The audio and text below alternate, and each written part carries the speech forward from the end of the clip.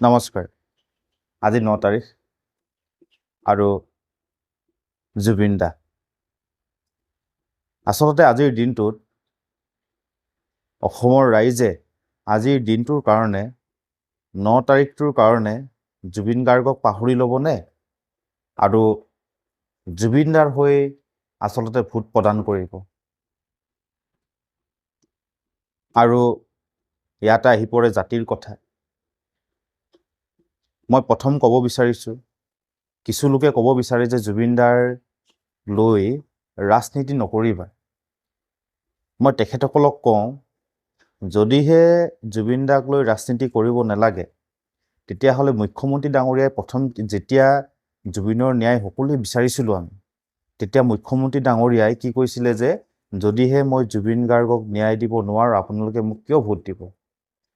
সেয়া ৰাজনীতি নাছিলে নেকি? সেয়া ভোট কিয় দিব? সেয়া ৰাজনীতি নাছিলে? এয়া কি আছিলে নহ'ল? আজি জুবিন দাৰ প্ৰসংগ বা জুবিন দাৰ যদি কথা কয়, তেতিয়া কি কয়?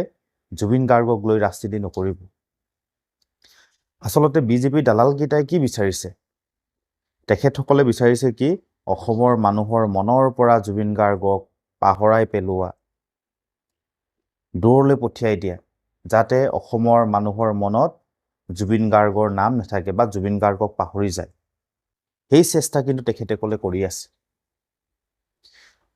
আপোনালোকে কেইদিনমানৰ আগত মুখ্যমন্ত্ৰীৰ ভাষ্য শুনিছে, তেখেতে কি কৈছিলে? যে জুবিন গাৰ্গক লৈ ৰাজনীতি নকৰিবি। কেইদিনমানৰ আগত কৈছিলে যে যদিহে জুবিন গাৰ্গক ন্যায় দিব নোৱাৰোঁ, আপোনালোকে ভোট নিদিব। আৰু এতিয়া কি কয়? ৰাজনীতিত নানিব। আচলতে তাত কিমান যুক্তি আছে? তেওঁ জুবিন গাৰ্গক যদি ইচ্ছা কৰে ৰাজনীতি কৰিব, যদি তেওঁ ইচ্ছা নকৰে তেতিয়াহ'লে ৰাজনীতি নকৰিবা। তেওঁ মানে অসমৰ ৰজা, তেওঁ সৰ্বে। আচলতে এই কথাত কিমান যুক্তি থাকিব পাৰে? বা আমি যদি নিৰপেক্ষভাৱে চিন্তা কৰি চাওঁ, গোটেই আমাৰ দেশৰ মেৰুদণ্ড, সমাজখনৰ মেৰুদণ্ডই হৈছে ৰাজনীতি। মেক্সিমাম লোকে আজি পলিটিকেল পাৰ্টিত প্ৰত্যক্ষভাৱে জড়িত আৰু সকলো পৰোক্ষভাৱে জড়িত হৈ আছে।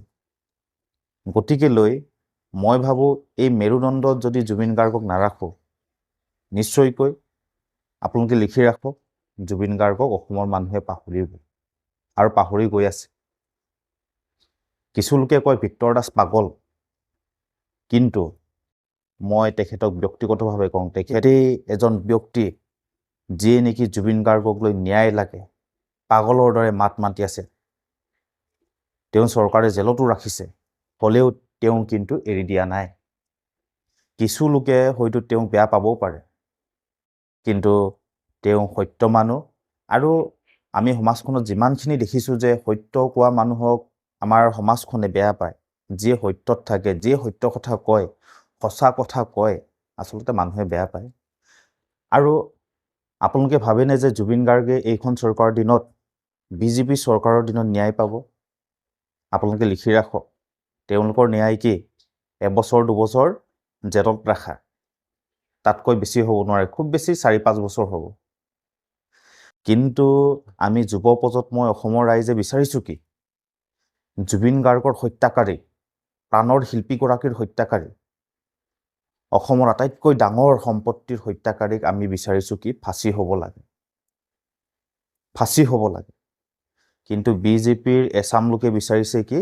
যে 2-3 বছৰ জেলত থাকক আৰু অসমৰ ৰাইজে পাহৰিব, পাহৰি যোৱাৰ পিছতে তেখেতসকলক জেলৰ পৰা উলিয়াই দিব, মুক্তি কৰি দিব। আপোনালোকে ৰাজনীতিটো বুজি পাইছে নাই? তেখেতসকলক পলিটিকেল ৰাজনীতি আপোনালোকে বুজি পাইছে? কেনেকুৱা ধৰণে কৰি আছে তেখেতসকলক? অসমৰ ৰাইজে বুজা উচিত।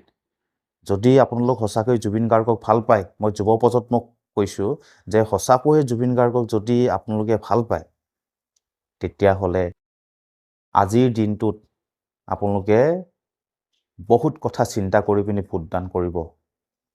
আৰু যিটো চৰকাৰে নেকি জাতিৰ কথা কয়, আমাৰ অসমীয়াৰ কথা কয়, খিলঞ্জীয়াৰ কথা কয়, আপোনালোকে এটা কথা মন কৰিছেনে? আজি অসমৰ মূল সমস্যা কিন্তু অবৈধ বাংলাদেশী নহয়। অসমৰ মূল সমস্যা দুটা আছে, অবৈধ বাংলাদেশী আৰু হিন্দীভাষী। এই কথা কিন্তু আপোনালোকে নাপাহৰিব। এই হিন্দীভাষী লোকসকলৰ যিটো আগ্ৰাসন, অবৈধ বাংলাদেশীৰ যি আগ্ৰাসন, সেয়া একমাত্ৰ চৰকাৰৰ দুৰ্বলতাৰ কাৰণে হয়। আপোনালোকে এতিয়া মধ্য গুৱাহাটীখন চাওক,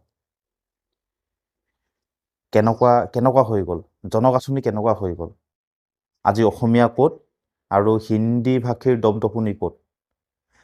আপোনালোকে আপোনালোকৰ টাউনত বা গুৱাহাটী বা এনেকুৱা টাউনত যাওক, তাত ব্যৱসায় বাণিজ্য কোনে কৰি আছে, ব্যৱসায় বাণিজ্য দখল কোনে কৰি আছে, আৰু সেই টকা তেওঁলোকে ক'ত ছাপ্লাই দি আছে, এইটো আপোনালোকে চিন্তা কৰক, ক'ত ছাপ্লাই দি আছে। অসমত ব্যৱসায় কৰি আছে আৰু অন্য ৰাজ্যত ছাপ্লাই দি আছে। আপোনালোকে এইকেইটা কথা কিন্তু মনত ৰাখিব আৰু সেইবোৰ সকলোবোৰ চিন্তা কৰি আপোনালোকে ভোট দিব বুলি আশা ৰাখিছোঁ।